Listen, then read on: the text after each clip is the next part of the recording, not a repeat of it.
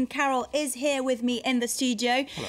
Hello, Stephen. We're going to start with that sticky subject of shops being allowed to open in France. Yeah, that's right. Under French law, of course, trading on Sundays is very strictly regulated. Shops are only allowed to open under very strict conditions and in certain areas. Now, last December, the government added hardware stores to those list of shops that are allowed to open on Sundays. It was supposed to be a temporary measure until a new law was drafted for the sector, but the France's Council of State, its highest administrative court, struck down that ruling yesterday, forcing those shops to close this weekend. Now, unions have welcomed the move. The government says it's working on a new order which will allow those shops to reopen as soon as possible. Let's listen to the French Prime Minister, who was speaking on radio this morning about this.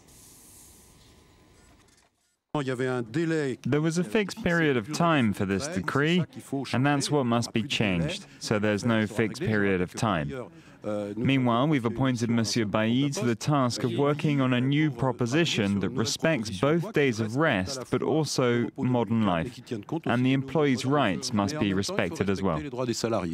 Let's check in on what's happening on the markets now. Lots of companies' news out this morning for the markets to digest. As you can see, a negative start across the board. Just picking out a few shares for you. In London, Lloyds Bank has reported a return to pre-tax profit of more than €500 million. It's the first time the bank has turned a profit since it was bailed out by British taxpayers 6 years ago. Shares down over 1% this morning, though, the lender revealing that it's paid out more money over the payment protection insurance mis-selling scandal. They've now paid out €12.5 billion on that issue over recent years, but it is the bank nonetheless paying bonuses of €480 million this year. Also have a quick look at Publicis in France, which is also, their shares are up over 1% after reporting a record net profit. Over in Asia, the Nikkei closed down 1.8% after recent gains. Similar picture across all the Asian markets, as you can see. Over in Sydney, the S&P ASX 200 down in the red after unemployment there hit a 10-year high of 6% in January.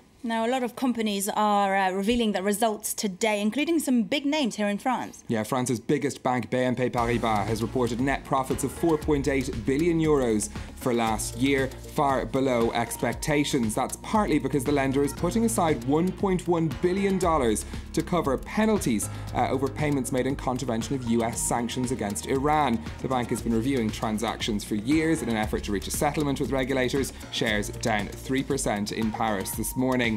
The carmaker Renault has missed its target of selling 3 million cars in 2013. Sales were dragged lower both by the sluggish car market globally and particularly by sanctions against Iran, which lost it some 64,000 unit sales. Renault's revenues were almost 41 billion last year. It says it wants to grow that to 50 billion by 2017. That's given investors confidence. Those shares up almost 5% in Paris. And staying with the car market, Peugeot Citroën is said to have reached a deal with China's Dongfeng and the French government for a capital injection of €4 billion. Sources told the news agency Reuters that the board of the struggling car maker is set to examine the plan next week. The French government had promised to match investment from the Chinese car maker to ensure that Peugeot stayed a French company. All right, let's move on to Bosnia now, where a wave of protests has been happening there in recent days. Yeah, these demonstrations mainly focusing on the failure of a privatisation effort in the country. It's the legacy of dismantling communism there over 20 years ago, which saw many state companies sold into private hands. But 80% of those privatisations have failed, leaving people out of work and without an income. It's adding to the problem of unemployment in the country, which touches 40% in some areas. Olivia Salazar-Winspear has more. Once a bustling workplace, this factory's now silent and empty. It's just one of the former state-owned companies that's languished under private ownership. This detergent factory used to be the market leader. Just a few years later, its employees stopped receiving their salaries and production ground to a halt. Imagine you have something secure and concrete, and then suddenly you don't have it anymore. They ripped off Dita and its workers overnight. They stole from us, but we're now guarding the factory. Thank God for that. A long-term industrial slowdown that's feeding frustration here in Bosnia. Tensions have now reached boiling point with unemployment at over 40%, a widening gap between rich and poor, and widespread corruption fueling much of the dissent. Demonstrations are going strong across the country as Bosnian protesters call for the government to step down. Peaceful demonstrations are being held around Bosnia, and politicians have a lot to lose now that the people have finally decided to speak up. Protesters are demanding snap elections, yet the establishment of a new political order is unlikely to address their political and economic concerns. Since the end of the war in 1995, power must be shared between three major groups: Serbs, Croats and Muslims, which can make reaching a consensus on key issues almost impossible.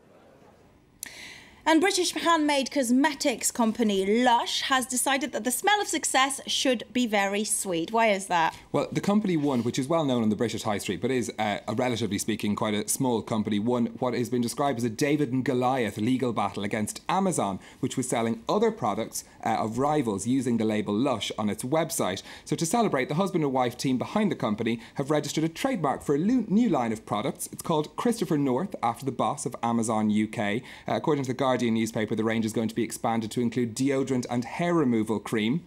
Lush is already selling a new shower gel named after Amazon, with the description that it's rich, thick and full of it. Oh, wow. All right. OK, thank you so much, Stephen. That was Stephen Carroll with all of today's business news.